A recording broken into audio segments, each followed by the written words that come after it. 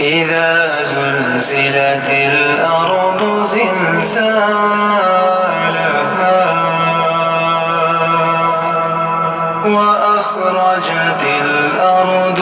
أثقالها وقال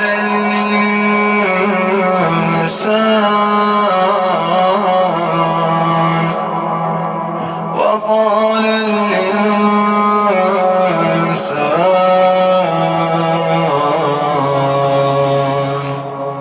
وقال الإنسان ما لها يومئذ تحدث أخبارها بأن ربك أوحى لها يومئذ يصدر الناس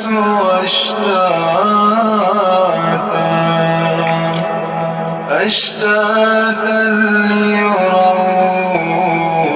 أعمالهم فمن